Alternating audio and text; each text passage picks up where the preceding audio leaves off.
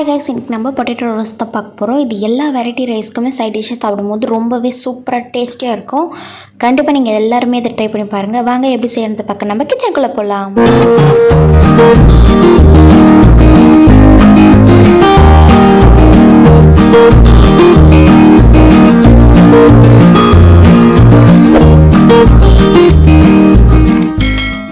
Potato ரோஸ்ட்டுக்கு தேவையான ingredients என்னென்னு பார்க்கலாம். நான் இப்போ 1/4 கிலோ உருளைக்கிழங்கு 2 விசில் குக்கரில் வேக வச்சு இந்த ஷேப்பில் நான் கட் பண்ணி எடுத்து வச்சுருக்கேன்.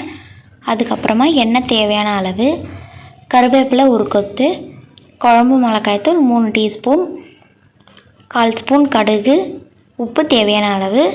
இப்போ வாங்க எப்படி செய்யலான்னு பார்க்கலாம். நம்ம கடாயை வச்சு ஆயில் விட்டுக்கலாம். 2லேருந்து 3 ஸ்பூன் போல் ஆயில் சேர்த்துக்கோங்க. ஆயில் நல்லா ஹீட் ஆனதுக்கப்புறமா கடுகு நல்லா பொரியட்டும். கடுகு நல்லா பொரியுது. கடுகு பொரிஞ்ச உடனே கருவேப்பிலை சேர்த்துக்கலாம். கருவேப்பிலை எல்லாத்தையும் நல்லா மிக்ஸ் பண்ணி விடுங்க. இப்போ நம்ம உருளைக்கிழங்கு சேர்த்துக்கலாம். உருளைக்கிழங்கு சேர்த்து எல்லாத்தையும் நல்லா மிக்ஸ் பண்ணி விடுங்க. அந்த எண்ணெயில் நல்லா வதக்குங்க. ஒரு 5 நிமிஷத்துக்கு அந்த எண்ணெயில் நல்லா வதக்கினீங்கன்னா அந்த ஆயில் எல்லாத்தையும் அப்சர்வ் பண்ணிவிடும். இந்த ஸ்டேஜில் ஆனதுக்கப்புறமா நம்ம சால்ட் சேர்த்துக்கலாம்.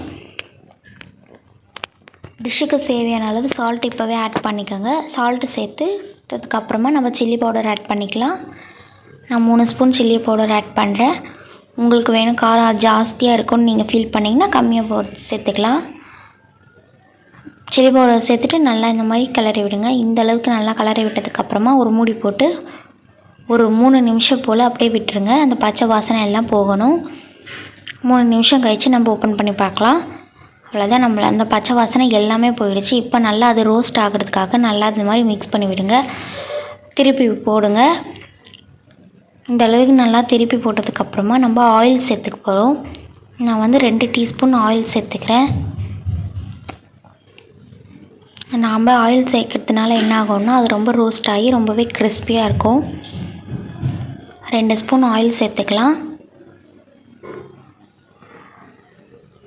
2 ஸ்பூன் ஆயில் சேர்த்து நல்லா இந்த மாதிரி வச்சு மூடி போட்டு 5 நிமிஷம் ஸ்லிம்மில் வச்சுருங்க. 5 நிமிஷம் ஆயிடுச்சு. வேகமாக வைக்காதீங்க, ஸ்லிம்மில் வைங்க. அப்போ தான் அது ரோஸ்ட் ஆகி கிறிஸ்பியாக நம்மளுக்கு கிடைக்கும். இப்போ 5 நிமிஷம் கழித்து நம்ம இந்த மாதிரி எடுத்து திருப்பி போட்டுடலாம். ஒரு சைடு மட்டும் நல்லாவே வெந்திருக்கும். இப்போ இன்னொரு சைடு வேகிறதுக்காக நம்ம திருப்பி போட்டுடலாம். இந்த மாதிரி எல்லாத்தையும் நம்ம திருப்பி போட்டுட்டு இன்னும் 2 ஸ்பூன் ஆயில் விட்டு மூடி போட்டு வைக்க போகிறோம். அவ்வளோதான். எந்த பக்கம்லாம் ரோஸ்ட் ஆகலையோ அந்த பக்கம்லாம் நம்ம திருப்பி போட்டு நல்லா அதை ஃப்ளாட் பண்ணிக்கலாம். இப்போ நம்ம 2 ஸ்பூன் ஆயில் விட்டுக்கிறேன்.